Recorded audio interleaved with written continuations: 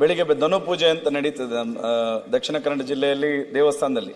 ಬೆಳಿಗ್ಗೆ ತೆರಳಿರ್ತಕ್ಕಂಥ ಹುಡುಗ ನಾಪತ್ತೆ ಆಗಿರ್ತಕ್ಕಂಥದ್ದು.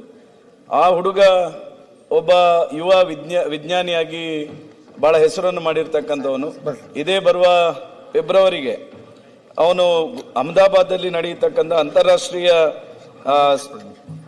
ಸ್ಪರ್ಧೆಯಲ್ಲಿ ಸಹ ಭಾಗವಹಿಸಲಿಕ್ಕೆ ಇರತಕ್ಕಂಥ ಹುಡುಗ ಆಗಿದ್ದ. ಪ್ರಾಯಶಃ ನಾನು ಸನ್ಮಾನ್ಯ ಗೃಹ ಸಚಿವರ ಹತ್ರ ವಿನಂತಿ ಮಾಡ್ತೇನೆ, ಇದು ಕೇವಲ ಒಂದು ಹುಡುಗನ ಸಾವಿನ ತನಿಖೆಯ ಸಂದರ್ಭ ಅಲ್ಲ. ಇಡೀ ಜಿಲ್ಲೆಯ ಜನ ಮತ್ತು ತಾಲೂಕಿನ ಜನ ಇದರ ಬಗ್ಗೆ ಬಹಳ ಆತಂಕವನ್ನು ವ್ಯಕ್ತಪಡಿಸ್ತಾ ಇದ್ದಾರೆ.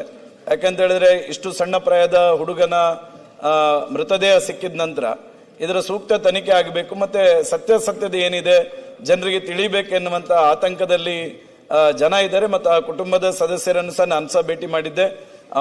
ಅವತ್ತು ಮೃತ್ಯು ಆದಂತಹ ಸಂದರ್ಭದಲ್ಲೂ ನಾನು ಸ್ಥಳಕ್ಕೆ ಭೇಟಿಯನ್ನು ಕೊಟ್ಟಿದ್ದೆ. ಸನ್ಮಾನ್ಯ ಗೃಹ ಸಚಿವರೇ, ನಾನು ನನ್ನ ತಾಲೂಕಿನ ಎಲ್ಲ ಜನರ ಪರವಾಗಿ ಮತ್ತು ಅವರ ಕುಟುಂಬದ ಪರವಾಗಿ ಸರ್ಕಾರದ ಗೃಹ ಇಲಾಖೆಯ ಸಚಿವರ ಹತ್ರ ನಾನು ವಿನಂತಿ ಮಾಡ್ತೇನೆ, ದಯವಿಟ್ಟು ಆದಷ್ಟು ಬೇಗ ಇದಕ್ಕೊಂದು ನ್ಯಾಯವನ್ನು ದೊರಕಿಸಿಕೊಡಬೇಕು.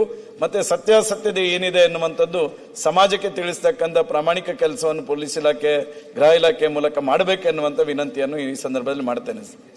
ಮಾನ್ಯ ಅಧ್ಯಕ್ಷರೇ, ಇದು ಬಹಳ ಗಂಭೀರವಾದಂಥ ವಿಷಯ. 15 ವರ್ಷದ ಬಾಲಕ ಈ ರೀತಿ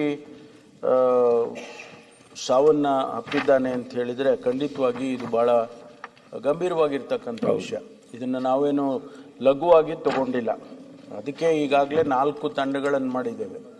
ತಮ್ಮ ಸಲಹೆಯನ್ನು ಕೂಡ ತಮ್ಮನ್ನು ವಿಶ್ವಾಸಕ್ಕೆ ತೆಗೆದುಕೊಂಡು ನಾನು ನಮ್ಮ ಇಲಾಖೆಯವರಿಗೆ ಸೂಚನೆಯನ್ನು ಕೊಡ್ತೇನೆ. ಆದಷ್ಟು ಶೀಘ್ರವಾಗಿ ಪತ್ತೆ ಹಚ್ಚಬೇಕು ಅಂತ ಹೇಳಿ ನಾನು ಸೂಚನೆಯನ್ನು ಕೊಟ್ಟು ಕ್ರಮ ತಗೊಳ್ತೀವಿ.